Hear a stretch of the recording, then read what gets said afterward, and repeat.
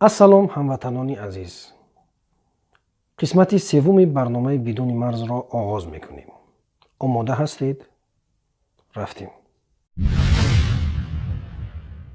баъд аз барномаҳои гузаштаи бидуни марз ва ошкорсозии камбудиҳо дида мешавад, ки каме аз онҳо ислоҳ шуданд, вале тамоми камбудиҳо пурра аз байн нарафтанд. албатта инҳоро дар рафти барнома вай мекунем. барномаи имрӯзаро ба се бахш тақсим мекунем, ки ҳама вобаста ба пайғомҳо, вохӯриҳо, суханрониҳои президенти ними Тоҷикистон Эмомалӣ Раҳмонов мебошанд. бача, бес. Чива президенти ними Тоҷикистон? Ними дигаша фурӯх ку. Билохира мардуми Тоҷикистон иншооти торихии худро сохтанд. Бале, нирӯгоҳи барқии обии Роғун сохта шуд. мин баъд мардуми Узбекистон, мардуми Қирғизистон, мардуми Афғонистон, мардуми Покистон, мардуми Хитой бебарқ нахоҳад монд. бача, мардуми Тоҷикистон нагуфтӣ? мардуми Тоҷикистон нагуфтам? мардуми Тоҷикистон аслан бебарқ одат карда ҳастанд. Аслан мардуми Тоҷикистон барқ дигар чӣ кор мекунанд? Аслан дар Тоҷикистон дигар кӣ мондааст? ҳамон яду кампиру мусфеда ба шамъ, ба тапак мегзаронанд. баъд аз ҳама муҳим афтоби табиӣ, афтоби гарм, афтоби равшан. офтоби ман куҷои сардастхонаи ман, офтоби ман куҷои сардастхонаи ман. дуруст аст, ки ин иншооти торихӣ сохта шуд, вале суол ин аст, ки оё вақти он расидааст, ки мардуми Тоҷикистон хушҳолӣ кунанд? оё воқеан лимити барқ аз байн бурда шуд? оё нархи барқ арзон шуд? ин суолҳое ҳастанд, ки вақт инҳоро нишон медиҳад. вале он чи яқин аст, ин нирӯгоҳ ба нафъи мову шумо мардуми Тоҷикистон нест ва аслан барои мову шумо сохта нашудааст, балки ин як проекти тиҷоратӣ аст, сирф тиҷоратӣ, ки манфиати ӯ ба ҷайби оила меравад. агар ин манфиатҳо намебуданд, бовар кунед, ин сохта намешуд ва аслан дар фикрш намебуданд. хоб дӯстони азиз, дар масъалаи Роғун дигар зиёд суҳбат намекунем, мегзарем ба бахши дуввум ва он ҳам масъалаи Хоруғ. дар шаҳри Хоруғ мисли ҳамеша Раҳмонов рафта онҷо ҳам як спектакли дигар ташкил кард, мардумро ҷамъ кард, аз ман таъриф кунед, аз ман тавсиф кунед, ҷаноби олӣ, ягон мушкилӣ нест бигӯед. аз назари ман он як сафаре буд, ки дар он эълони ҷанг буд. биёед наворо бубинем бо ҳам.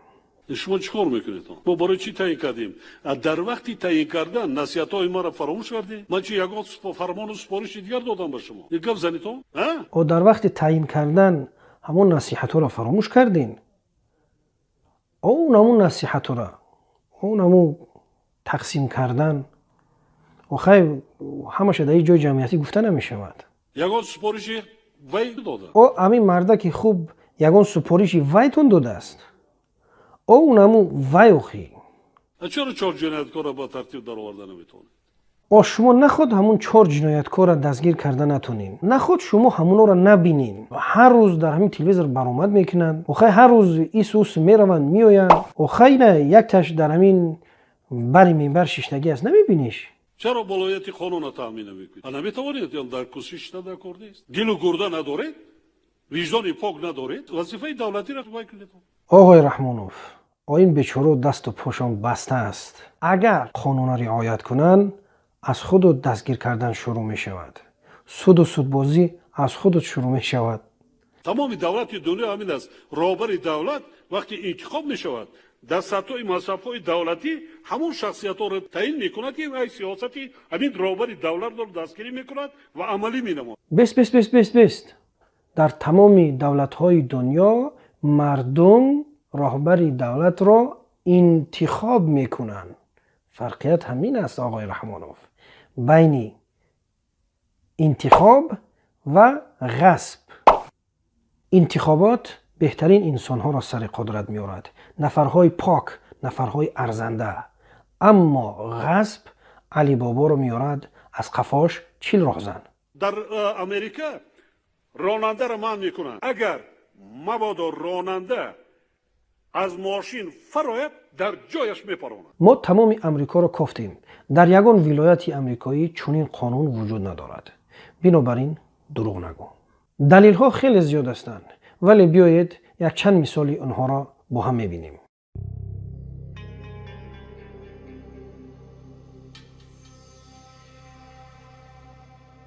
رحمانوف ادعا دارد که حیات انسان در امریکا به مانند تاجیکستان ارزش ندارد و قانونهای آن کشور به کارمندان پلیس اجازت می‌دهد که راننده در حالت اطاعت نکردن قانونهای راه پرانده شود. برای کشف این مسئله ما یک تحقیقات کوچکی گذراندیم و نتیجه آن این بود که تمام گفته‌های رحمانوف بی اساس و دروغ می باشند. انسان و حیات او در امریکا از همه بیشتر با ارزش می باشد. راننده اگر هم گناهکار و حتی جنایتکار باشد، تا آخرین لحظه از جانب کارمندان پلیس کوشش می شود که به او آسیب نرسد. راننده‌ای که می بینید در کالیفرنیای امریکا این ماشین را می دزدد و با سرعت بلند در کوچه ها رانده نه تنها حیات خود را بلکه حیات دیگر انسان ها را نیز در خطر می گذارد. با ماشین های پلیس حتی تصادف می کند ولی به سوی او آتش نمی کشایند. بعد از ساعت های طولانی او را زنده و بدون آسیب دستگیر می کنند. دوم، جنوب کالیفرنیای امریکا.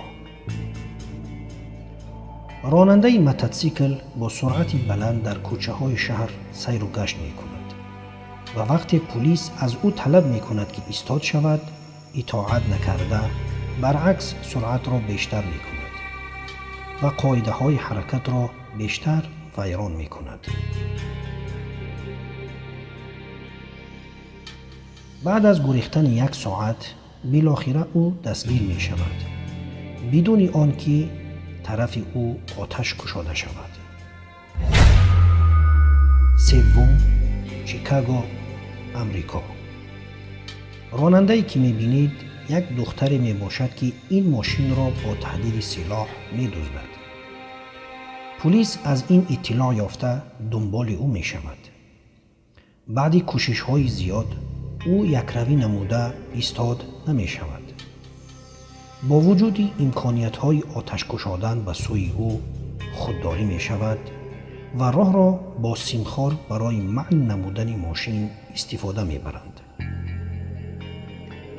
بعد ویران شدن چرخهای ماشین بالاخره ماشین از حرکت می ماند و او زنده و سلامت دستگیر می شود.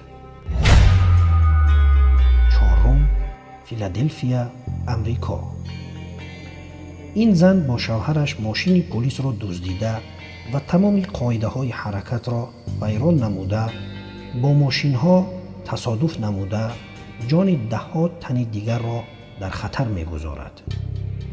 با وجود این کارمندان پلیس به آتش گشادن راضی نشده بلکه به چرخهای ماشین می زنند و آنها را بدون آسیب دستگیر می کنند. پنجم، کلرادو، امریکا. این مرد از جوابگری در نزد قانون با اتهامات چون تجارت سفیدی فرار می کند. در راه چندین ماشین ها را دزدیده حیات بسیاری ها را در خطر می گذارد. عیناً به مانند بازی GTA، ولی حقیقی آن را اینجا می توانید مشاهده کنید. ماشین ها را دزدیده از پلیس ها کوچه به کوچه و حتی ضد حرکت نقلیاتی ماشین ها را می راند و چندین تصادف انجام می دهد.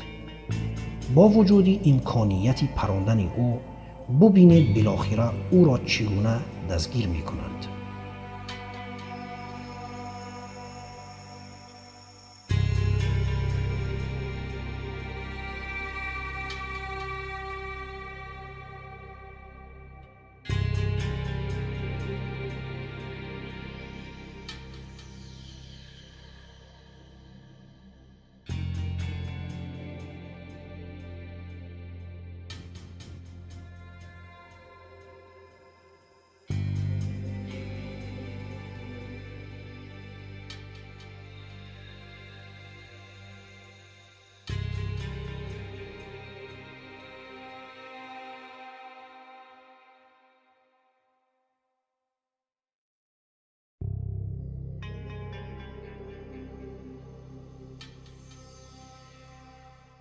дар дигар давлатҳои демократӣ ҳамин аст, дар ҷояш мепаронад. ана ҳамонро мо дар инҷа ҷорӣ. оғои раҳмонов, хай фаҳмидем ки худат 15-16 бор рафтам дай дар география 4-5 соли дига бидӣ медонем як барбар хеш тавурд ҳамуҷа ҳастанд фирҷинияра аз худ кардагӣ ҳастӣ, вале суоли матраҳ ин аст ки дар амрико ягон қонуни хуби онҳоро надидӣ? ҳис накардӣ ки дар уҷа як фазои озод аст, интихоботҳо бо шакли шаффоф баргузор мегарданд, ҳукуматҳо меоянд мераванд, расонаҳои озод, озодии баён, озодии фикр, инҳо дар назарат нарасиданд? фақат қатл, куштор, бизан, биқаб, маҳкам ки ҳаминҳоро мебинӣ. ҳар рӯз ба воситаи расонаи ахбори Евронюс тамошо мекунед. Дар амрико корманди министр чӣ кор кард? худат аз тоҷикистон нишаста ӯ параи оқёнуса мебинӣ, Евронюса медидай, вале он чизе ки дар тай фуктай ва он чизе ки дар тоҷикистон мешавад намебинед. баъд милисои америкаро мебинӣ ки мекушнам дастанд, милисои тоҷикистонро намебинӣ. инҳо малоика ҳастанд. милисои тоҷикистон аз ошёнаи 4-5 меғалтонанд, мегӯянд ки худаш Худчапартов девона буд. ҷавон ба раҳи худаш рост рафта истодааст, фақат ин ки риш дорад, милисоҳо меқапанд, чунон заданаш мекунанд ки ба духтара намераса. вақте аз онҳо пурсида мешавад, мегӯянд худаш хуча зад, худаш хуча дар ҷубор партофт, он маст буд, ё ин ки дар зиндон меоранд дар танаш пай утук аст, мегӯянд ки пай баклашка аст. дар асоси қонун адолатнок ҷазо дида нашуда кор. ҷаримаҳоро сари вақт споранд. мо барои чӣ ҷаримаҳоро баланд кардем? ту инҳоро чӣ ба савол мепурсӣ? инҳо чӣ ҷавоб дода метавонанд бечоро? баъд ҳамаи дунё медонад ки барои чӣ ҷаримаҳоро баланд кардем. давлат вазифадор аст ки амнияти шаҳрвандона тартиботи ҷамъиятиро дар мамлакат таъмин намояд. баъд ҳукуматҳо ягон вазифаи дигар надоранд ба ғайр аз таъмини амнияти шаҳрвандон. масалан иқтисоди кишвара хуб кардан, зиндагии мардумро беҳтар кардан, ба мардум хизмат кардан, шароити зиндагии онҳоро осон кардан, инҳо нестанд? дар чорчӯбаи қонун кору фаъолият кунед. ҳамаи ҷа гап сари дуздӣ меравад. раҳмонов аз душанбе ба хорух парида омада ҳамаро ба танзим медарорад. дуздӣ зери чорчӯбаи қонун. барои чӣ вай намешавад? барои чӣ вай намешавад? барои чӣ вай намешавад? дуруягӣ мекунедтон ё зависимӣ шудагӣ аз гурӯҳи ҷиноятӣ? пули наркотик бисёр? шумо ҳам мисли ҳамин раҳмонов зависимӣ шудагӣ? 5-6 нафар ҷинояткорро ба тартиб дароварда мана фармон вай додам, ман ба ӯҳда мегирам. лозим шавад қувваи мусаллаҳро истифода кунед. чуноне ки гуфтем, ин сафар барои эълони ҷанг буд. бубинед, ошкор гуфта истодааст ки бизанед, ман бар ӯҳда мегирам. аз рӯзе ки қадамша дар ҳамон хоруғ зад, онҷо то имрӯз ором нест. дер ё зуд Бадахшон ба хун олуда мешавад. мутаассифона. қонун амира талаб мекунад. вақте ҷиноят содир кард, аз падару модар дигар намепурсанд. бояд давай ҷинояткор дар назди қонун ҷавоб гӯяд. оғои раҳмонов дар инҷа гуфта истодааст ки ба гуноҳи касе падару модари касе гунаҳгор нест. суоли матраҳ ин аст ки пас чаро вақте як мубориз, як фаъоли сиёсӣ фикру андешаша баён мекунад, дарҳол сагота роӣ мекунӣ, ҳамон рӯз падару модар зери шиканҷа, зери фишор қарор мегиранд. роҳбара 50% муваффақияти кораш аз дасту дили нияти покаш вобаста аст. худаш поквиҷдон бошад. ягон чиро аз мардум бояд пинҳон карда мо дар кор нест.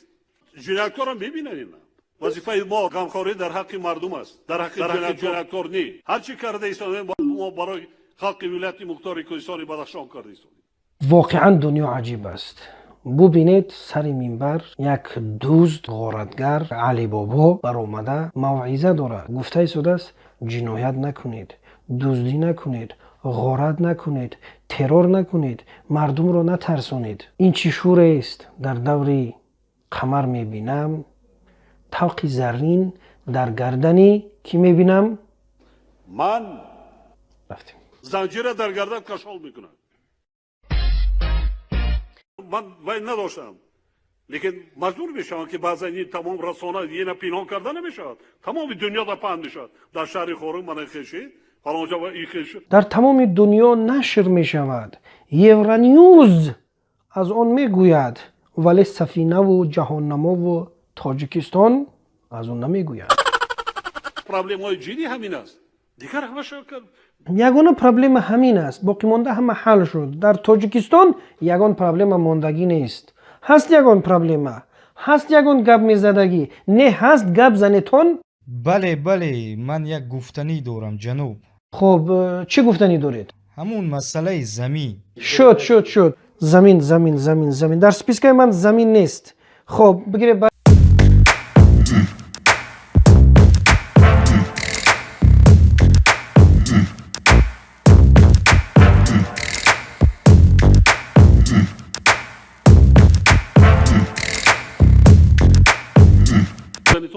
гап зани то ина гап зан ки дар 27 сол давлата чӣ додӣ? ина гап занед чӣ додӣ? ягон чӣ талаб кардем мо? чӣ додед давлат? дига чӣ додед? мана гап занед дар 27 сол давлат ба чӣ додед? ман гӯшт гуфтам, шир гуфтам, мева гуфтам, ягон чизи дига талаб кардем.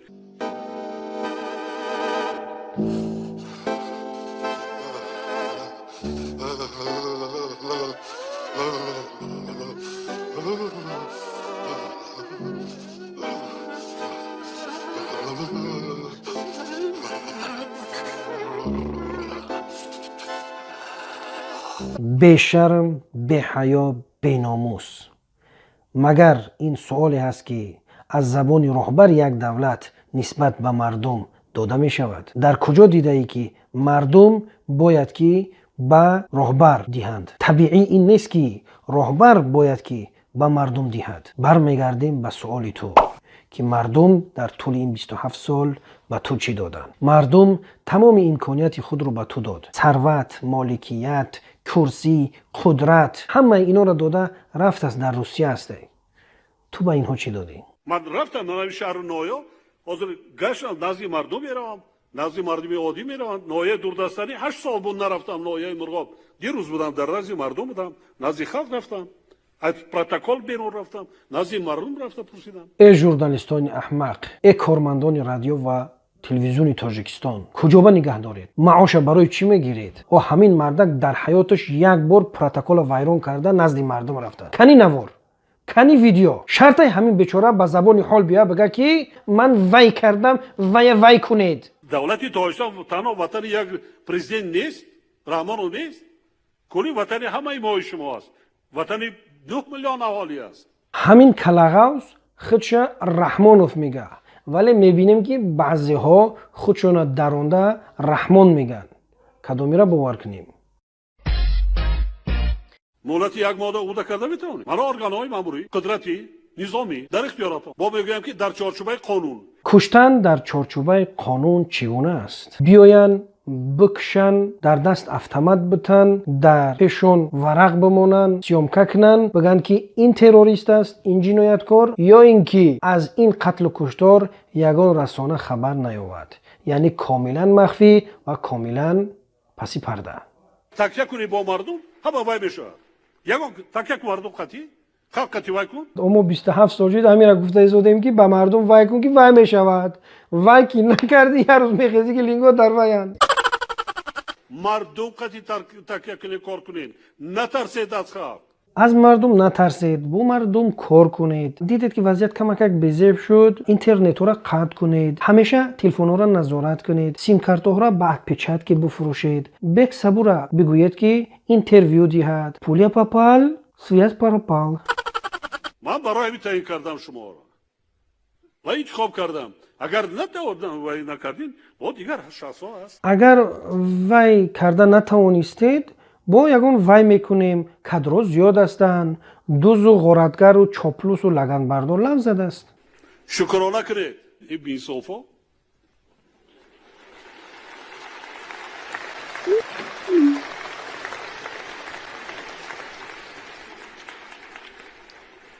аҷоиби дунёро бубинед. аз як тараф мебарояд тавҳин, таҳқир, беинсоф мегӯяд, дар муқобил қарсак мезананд. ба яқин расидам ки ҳамин ҷамъомад сохтакорӣ аст, чунки ин аз сифатҳои мардуми Тоҷикистон нест. тавҳин ва таҳқирро қабул кунад ва барои ӯ қарсак бизанад. ҳоли мансаб дасте шукрона кунед. баъзан та ҳоли пага фармон бирояд, мебахшед, оилатон қатъитон салом намекунад. бача ин гап дар иҷаб даст ку. имо нафаҳмидем ки худат чӣ вазифаро тарк намекунӣ, намерай. ин худат агар вазифаро тарк кунӣ, дига азизамо қатъит гап намезана. вазъияти худам безеб. چی مایده کارستم؟ چیکار کار دادی؟ آخه کابوتی ریزه دارم. کابوتی؟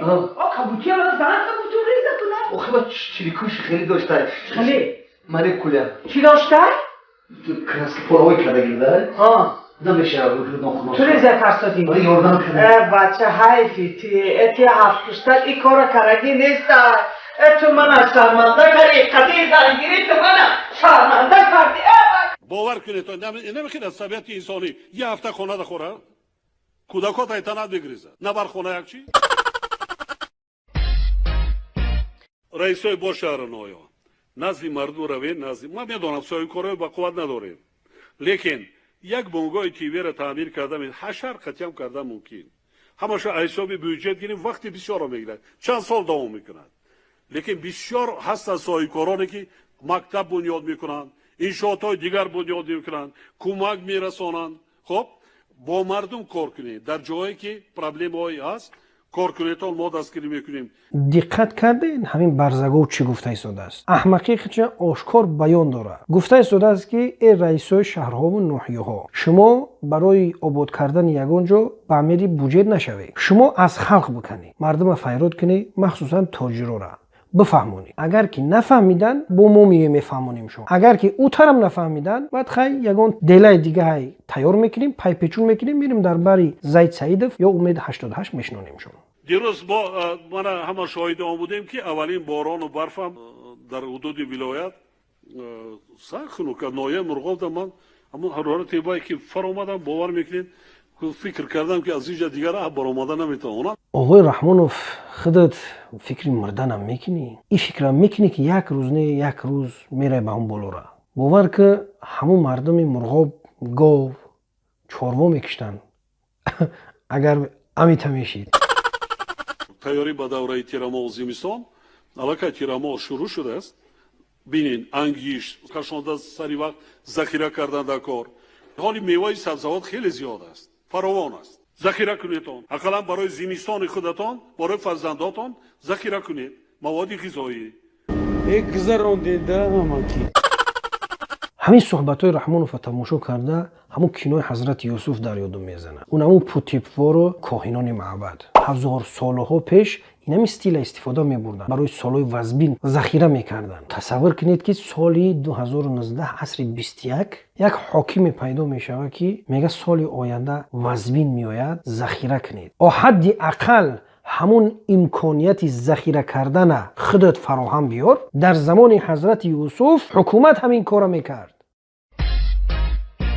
مسئله خاروق در همین جا به پایان میرسانیم میگذاریم به بخش سوم و اون هم پیغام سالانه پرزیدنت نیمی تاجیکستان امام علی رحمانوف برای پارلمان در پیام پرزیدنت جمهوری تاجیکستان به مجلس عالی سمت‌های اساسی سیاست داخلی و خارجی مملکت برای دوره‌های آینده معین گردیده اوید به پیشبرد منفعتبار سیاست خارجی و تامین پیشرفت ساحه‌های اقتصاد و صنعت انرژتیکا راه و نقلیات امنیت و مدافعت حفظ حقوق و ترتیبات تندرستی فرهنگ علم و معارف حفظ اجتماعی اهالی جوانان ورزش و سیاحت وظیفه‌های مشخص گذاشته شد هر کسی که این نوار رحمانوف تماشا کرده باشد هیچ نمیفهمد که این پیغام آیا برای پارلمان بود یا برای مردم کشور بود یا برای بیزنسمن‌ها را بود یا برای کشورهای منطقه را بود یا که برای کشورهای دنیا را باز هم این پیغامش هم به مانند پیغام‌های گذشته شما همه گناهکار هستین یگانه کس من مسئولیت بیگناه نکته عجیب دیگر این بود که این پیغام رو تمام شبکه‌های تلویزیونی و رادیو مستقیما پخش می‌کردند و از تمام ساکنان مجبوراً دعوت شد که تا این نوار رو ببینن با مکتب‌ها و دانشگاه‌ها تلویزیون بردن تمام کارمندای کارخانه‌ها و وزارتخانه‌ها موظف بودن تا این نوار رو ببینند یعنی که قدم به قدم نزدیکتر می‌شویم به کره شمالی پیام پرزیدنت جمهوری تاجیکستان پیشوای ملت توسط همه شبکه‌های تلویزیونی و رادیویی پخش می‌گردد. طبق دستور نه تنها در کینوتئاترها بلکه در تمام مؤسسه‌های تعلیمی و دانشگاه‌ها نشان داده شد. ما از دانشگاه سایبانی تاجیکستان برای فیلمی دعوت کردیم اومدیم کلش تربیت کنیم. فیلم ولی نمیدونم چیه فیلم معلوم نیست میدونم با ببینیم. سعیده رستمова استادی رقص کالج خореوگرافی در شهر دوشنبه از کار رانده شد. سبب هم گویا توسط تلویزیون تماشا نکردن پیام پرزیدنت به پارلمان گفته شد. بالاخره رحمانوف بعد از 27 سال حکمرانی وعده داد که من بعد شرایط زندگی مردم خوب می شود. من بعد رحمانوف بالای برنامه‌های اقتصادی کار خواهد کرد. رئیس جمهوری تاجیکستان در پیام سالانه‌اش به پارلمان بخش صاحبکاری تولیداتی را محور اقتصادی ملی عنوان کرده و مشکلات فشار مقامات بر سر سنجش فعالیت این بخش را از مانع‌ها در اقتصادی کشور نامید. امامعلی رحمان با منظور این و برای دستگیری یا حمایت از صاحبکاران 300 روز اصلاحات اعلان کرد. سوال مطرح به رحمانوف این است که تا این مدت دست و پا یگان کس بسته بود. معمولا در کشورهای دموکراتی چنین جلسه ها برعکس می شوند. یعنی پارلمان جلسه تشکیل می کند، پرزیدنت با حکومت فریاد می کند، از اونها کار طلب می کند، نتیجه های کار را می پرسد، پارلمان گپ می زند و حکومت گوش می کند. اما این را می گویند دموکراسی تاجیکی. رحمانوف جلسه تشکیل می کند، تمامی پارلمان را فریاد می کند، گپ می زند، اونها گوش می کنند. جاش می آید گروزی می کند. حجم صادرات به خارج کشور محصولات خیلی هم حالا پست است. همین را همه میگن گپ نزن، با گپ میزنه، گپ میزنه شرمنده میکنه. آخه چی چیز داری برای صادر کردن؟ این یک کشور برآمد گفت که خب اینا من آماده هستم که از شما چیز قبول کنم. چی داری برای دادن؟ در مجموع ما خودم منوی میکنیم. تو میبخشید آقای رحمانوف، شما خودتون چی میکنید؟ مادران بسیار وای هستند. ای بچه کو بگی قاموسه فرهنگ تاجیکی بیار کو ببینیم همین وای چی منی دوره این همه را شرمنده کرد.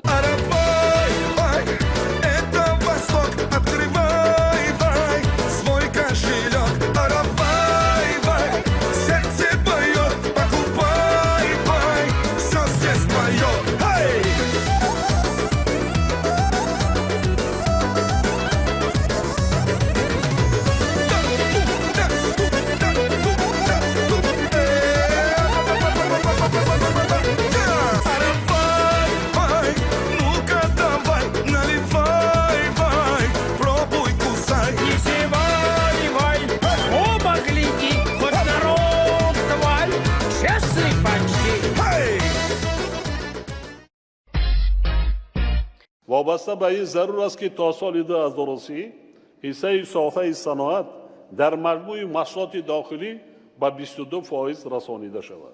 اگر دقت کرده باشید رحمانوف همیشه برنامه‌های دور میکشد، مخصوصا در همین سخنرانی 10 ساله و 15 ساله و 20 سال بعد گپ زده شده است. حالا هم بنیاد کردن ما در کار 10 سالهای دیگر. این معنای آن را دارد که من اهل هیچ جا رفتنی نیستم. من باقی میمونم و هر کسی هر کجای رفتنی است رفتن گیرد. این پهلوی دیگری پیغام رحمانوف بود. ما دو مؤسسه تعلیمی را به استفاده دادیم که هر کدامش برای 1240 خواننده است. از جانبی کی؟ از بودجه دولت نه. از جانب صاحبکاران محلی همین ناحیه.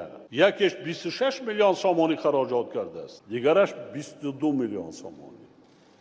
کی میکنه؟ یک سوال دیگر هم اضافه میکرده که این قدر مبلغ شما از کجا پیدا کردین؟ یا اینکه این مسئله را در دیگر جای بعد میبینی؟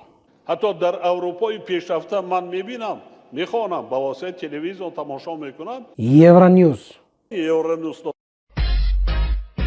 زیرا در حالت تجدید نکردن یک قطار نیروگاه‌ها که سالهای طولانی فعالیت کرده ایستادند، ثمراناکی استحصالی آنها کاهش می‌یابد. اگریگات‌های نیروگاه برقی آبی قیراقم سال 1956 یعنی 63 سال پیش به کار آورده شد. 2 عمر خودشان علیه کار کرده، تجدید کردند، تعمیر کردند.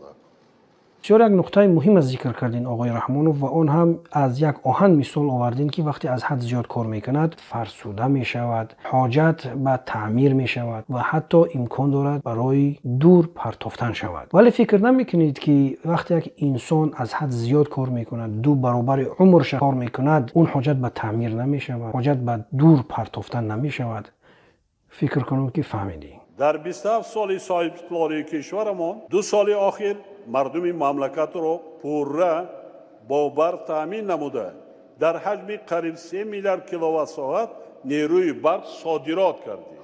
ана инро мегӯянд дурӯғ гуфтан дар рӯзи равшан. раҳмонов даъво дорад ки 2 соли ахир мо на танҳо мардуми худро ба барқ таъмин кардем, балки ба хориҷ ҳам содир кардем барқро. ине ки ба хориҷ содир карден ва фурӯхтен барқро дар ин шаку шубҳа нест. вале шумо аз кадом мардуми дохил гап мезанед ки 2 сол ба барқ комилан таъмин буданд? зимистонҳое буд ки мо мардумро 80% аҳолиро ҳатто 1 соатам барқ дода наметавонистем. ана ин дигар гап. аҳсан, офарин. мард бояд гуноҳи худро қабул кунад. дар давраи соҳибиқтидорӣ дар кишвар аз ҳисоби лоиҳаҳои давлатии сармоягузорӣ беш аз 2100 километр роҳҳои мошингарди дорои аҳамияти байналмилаливу ҷумҳуриявӣ ва зиёда аз 1000 километр роҳҳои мошингарди дохилӣ аз ҳисоби дигар сарчашмаҳои маблағгузорӣ бунёду таҷдид карда шуданд. дигар сарчашмаҳои маблағгузорӣ. чаро онҳоро пинҳон мекунед? чаро мардум бояд надонанд ки он маблағҳо аз кадом сарчашмаҳо ҳастанд? чаро ин ҳаққа ба мардум намедиҳед ки бидонанд? тарзи кор карданамон дар кор ки сади роҳи соҳибкорон тоҷирона шавед. баръакс дастгирӣ кунем, кӯмак кунем. агар садди роҳ нашудан ва кӯмак карданаш ҳамин бошад, худо аз дигараш нигаҳ дорад. соли рушди сайёҳӣ ва ҳунарҳои мардумӣ эълон гардидаи соли 2018 ба дарки аҳамияти самтҳои мазкур дар ҳаёти иҷтимоиву иқтисодии мардум такони ҷиддӣ бахшида. шумораи сайёҳоне ки соли 2018 ба тоҷикистон омаданд нисбат ба соли 2017 2.5 баробар афзуд, вале барои расидан ба ҳадафҳои пешбинишуда 1 сол басанда нест. пешниҳод менамоям ки солҳои 2019 2021 солҳои рушди деҳот, сайёҳӣ ва ҳунарҳои мардумӣ эълон карда шуд. мисле ки он балое ки болои сайёҳон дар соли 2018 рух дод кофӣ набуд ва раҳмонов даъват дорад ки солҳои оянда низ ин равиш идома пайдо кунад.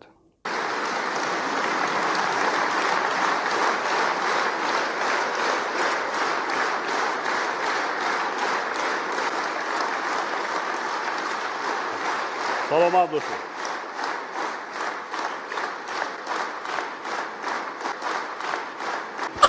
саломат бошед.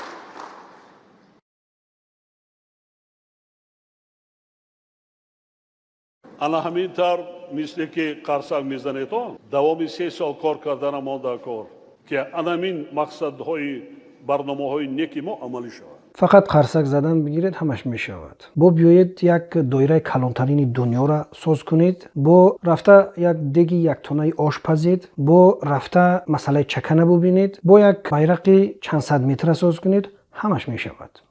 ман дар чанд як маҳаллои аҳолинишин будам, рӯҳияи мардумро эҳсос кардам ва шоҳид будам.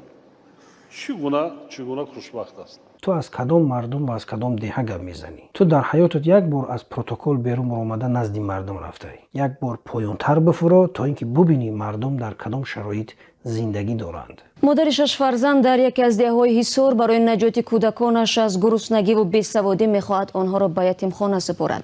феълан ин зан ки чанд сол буз бори вазнини зиндагиро ба танҳоӣ мекашад, ҷуз ин дигар роҳеро намебинад. аммо дар ятимхона низ дигар ба рӯи хонаводаҳои камбизоат баста аст.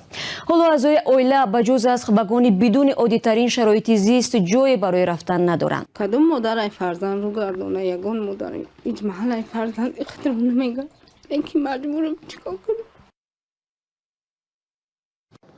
вақте роҳ сохтанд, роҳҳои замонавӣ, вақте маркази саломатӣ аст, вақте бунгоҳи тиббӣ аст, вақте дар худи дохили деҳа таваллудхона аст, ҳамом аст, кошонаи ҳусн аст, сартарошхона аст, мактаб аст, корхонаи дузандагӣ аст.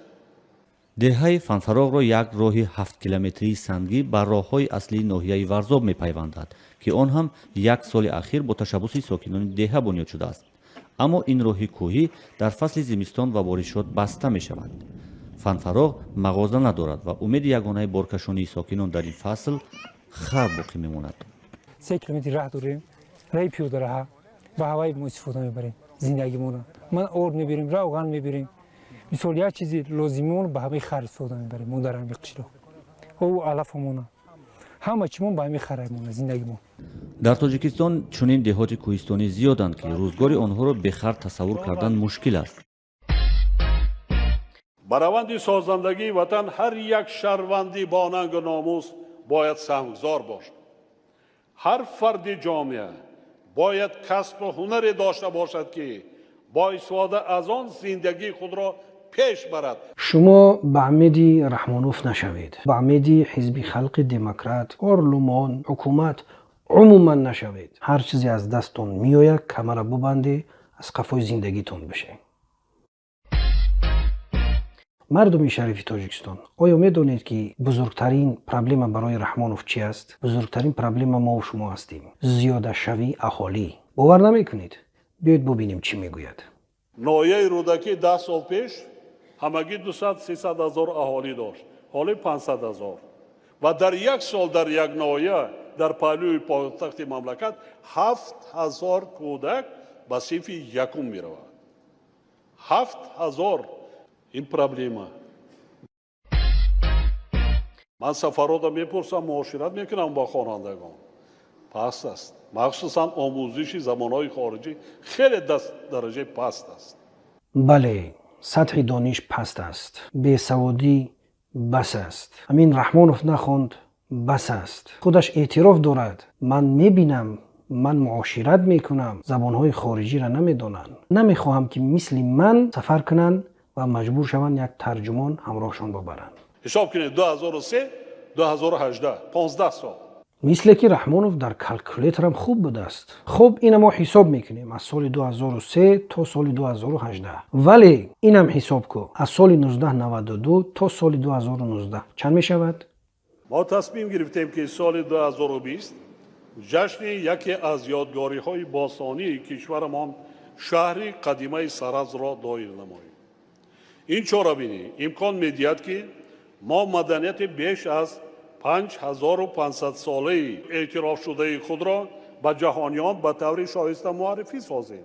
таърих, кӯҳанбунёд, тамаддун, сарез 5500 сол, кӯлоб 2700 сол. ино аз гузашта ҳастанд. оғои раҳмонов, чаро ҳамеша кӯшиш мекунӣ чизи гузаштаро ба дунё муаррифӣ кунӣ? имрӯз тоҷикистон ва тоҷикистониён дар куҷо қарор доранд хабар дорӣ? инҳоро ба куҷо оварда расондӣ? чаро ин чиза пинҳон мекунӣ? биё аз имрӯза тоҷикистон суҳбат кунем. шумораи занон дар сафи хизматчони давлатӣ афзоиш ёфта. соли 2018 дар мансабҳои роҳбарикунанда 19% ва дар ҳайати хизматчони давлатии мақомоти марказӣ ва сохторҳои тобеи онҳо 25%-ро занону духтарон ташкил медиҳанд. бисёр як нуқтаи муҳим аз зикр кардан ва он ҳам афзоиши шумораи занон дар идораҳои давлатӣ. вале аз он мегурезанд ё ки онро пинҳон медоранд ин аст ки чаро мардо дида намешаванд. ва ҷавоби дурустшам ин аст ки мард дар тоҷикистон тақрибан намондааст. ҳама дар муҳоҷират ҳастанд. ман дар мактаби рақами 5 вақте пурсон шудам, аксарият занҳо буданд, 6 нафар мард. мактаби як ғайрати дига кунед, 2 сол паси дига ин 6 касам гӯшел кинетон мешавад сад ва як коллектив бисёр ва худат дига ба амеди ину он наку як ғайрати дигар баку иношам гӯсел ку брава ҳамара гӯсел карди ку. зан модар аст, яъне ягона мавҷудест ки инсонро ба дунё меорад ва ба ӯ ҳаёт мебахшад. ба ин мавҷуди офарандаи инсоният арҷ гузорем. зан модар, мо бояд ба ин махлуқ арҷ гузорем. мо бояд қадри ина бидонем. ягона тавлидкунандаи инсон, дурусттараш барои раҳмонов ягона тавлидкунандаи муҳоҷир, инкубатори муҳоҷир. агар ин набошад мо кира русия равон мекунем? ки ба мо пул равон мекунад? мо чӣ гуна ҷайбои худро пур аз пул мекунем? баъди пош хӯрдани иттиҳоди шӯравӣ ба мо ягон чизе мерос намонда. мо аз сифр шурӯъ кардем. шӯравӣ ба ту ягон чиз ба мерос нагузошт? яъне бовар кунем имрӯз ту даъво дорӣ ки ҳар чӣ ки дар тоҷикистон ҳаст онҳоро ту сохтагӣ ҳастӣ? чуноне ки гитлер гуфта буд, дурӯғ бигӯед, دروغ بگوید تا آن دمی که مردم شما را باور کنند. چشم نرسد رحمانوف هم به همون استیل رفته ایستاده است. тоҷикистон ҳамчун сипар на танҳо амнияти худ балки бехатарии минтақа кишварҳои пасошӯравӣ ва аврупоиро аз паҳншавии маводи мухаддир силоҳ терроризму экстремизм ва муҳоҷирати ғайриқонунӣ таъмин карда истодааст. دروغ هم میگه سرخ نمیشوه. این اگر هیچی نگند با فکرم که پگاه میبرای میگه که تاجیکستان امریکا رو برای اون کیهان هایی که به آسمان میروند به سوزشواری تامین میکند. хурсанди бахш аст ки баъди ба ҳайси президенти ҷумҳурии ӯзбекистон интихоб шудани муҳтарам мирзиёев шавқат мирамонович дар муносибатҳои дуҷониба бо кишвари ҳамҷавор ва дӯсти мо таҳаввулоти таърихӣ рух доданд ва мо тамоми масъалаҳои ҳалталабу шиддатнокеро ки таи зиёда аз 20 соли охир байни ду кишвар ба миён омада буданд пурра ҳаллу фасл карда ҳамкориҳоямонро ба сатҳи шарикӣ стратегӣ баровардем. نرمشوی و دیگرگونی در رابطه ها آن وقت صورت گرفت که در همسایه کشور ازبکستان یک پرزیدنتی نو آمد، یک انسانی نو آمد با ایده های نو، با فکرهای نو. امروز تاجیکستان هر مشکلی که در داخل دارد و یا با همسایه کشورها سببش یک انسان بودن در سر قدرت است.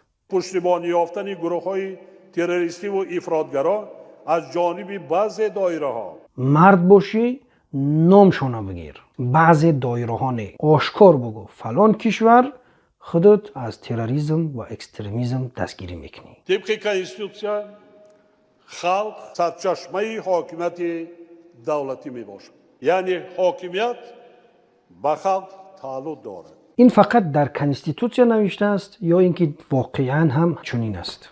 پس اگر خلق سرچشمه حاکمیت باشند چرا آنها وقتی که فکر و اندیشه خود را بیان میکنند زندانی میشوند، تعقیب میشوند، فشار بالای آنها میآید؟ چرا تلفن های آنها نظارت میشود؟ چرا اینترنت های آنها محدود میشود؟ چرا به آنها برای میتینگ و راهپیمایی اجازه داده نمیشود؟ چرا برای آنها تجارت آزاد داده نمیشود؟ چرا همه تجارت مونوپولی هست در بین خودت و اولادت؟ بیاید یک دو سوال از خود رحمانوف بپرسیم. آقای رحمانوف 27 سال حکمرانی خود را چگونه ارزیابی میکنی؟ چندان قانع کننده نیستم، نه اینکه قانع کننده، غیر قناعت بخش. آقای رحمانوف بیا یک سوال آشکار جواب بدهیم. بزرگترین خائن در تاجیکستان کی است؟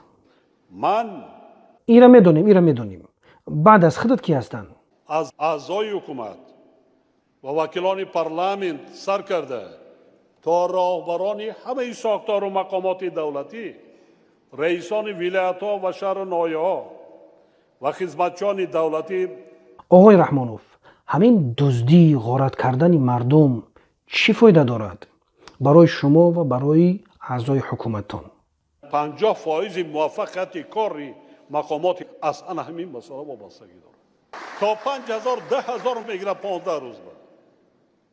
آقای رحمانوف بیا بین خودمون یک سوال آشکار جواب بدی.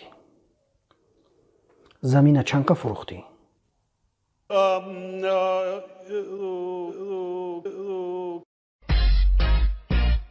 ببینید دوستان عزیز، رحمانوف یک درویه است.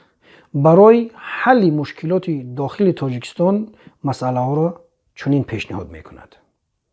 5-6 نفر جنایتکار به ترتیب در آورده. من فرمان وای دادم. من به عهده میگیرم. و 4 تا جنایتکارم راست شاگم اینمی مشت. لازم شود قوای مسلح را استفاده کنید. برای حل مشکلات در خارج چنین پیشنهاد میکند. خواهانیم که تمام مخالفت و نزاعها در کدام منطقه یا کشوری که نباشند تنها با راههای آسایشته و مذاکرات حل و فصل کرده شد. الان خودتان مقایسه کنید. آقای رحمانوف فکر نمیکنی که بس است به این ساختکاری ها و نمایشکاری ها و مردم فریبی ها؟ فکر نمیکنی که سبب اساسی اینقدر درد و رنج و غم مردم تو هستی؟ فکر نمیکنی که سبب اساسی 2 میلیون مهاجر تو هستی؟ آیا میدونی که بهترین خدمت تو برای این خلق چی است؟ این به استعفا رفتن تو. آسینی سال تو هم به یک جا رسیده است. بگذار دیگه مردم به حالش ترک کن. بیا نه دیگه خطا غم بتی، نه مردم غم بتی، نه برنامه بدون مرزه. 27 سال شد اینو میکنیم، اینا که سر میکنیم، اینا سر میکنیم. تمام وای میکنیم وای میکنیم. بس است. تا کی مردم فریبی؟ 27 سال شد از وقت چشممون هوی کردیم ترا دیده ایستادیم. هموطنان عزیز، باور کنید وظیفه این علی بابا و 40 راهزن فقط غارت است و ایجاد راههای نو برای غارت کردن مردم. ما و شما میتونیم به این سپکتاکل‌ها، به این مزخرفات خاتمه بخشیم. تنها از ما لازم است به یکدیگر باور داشته باشیم، از خود باور داشته باشیم، کمر همت ببندیم و حرکت کنیم.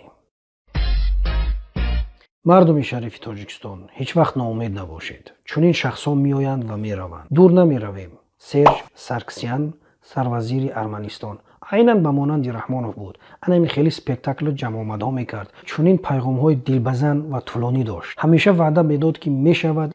روز مردم ارمنیا تصمیم گرفت که او را سرنگون میکنیم.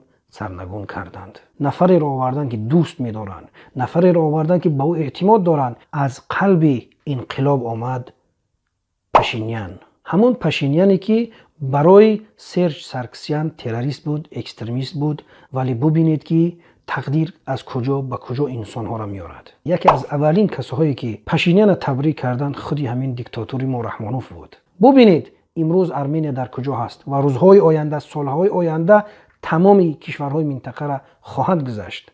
امیدوار هستم پیغام رسیده باشد. تا برنامه‌های آینده، خدا نگهبان و السلام علیکم.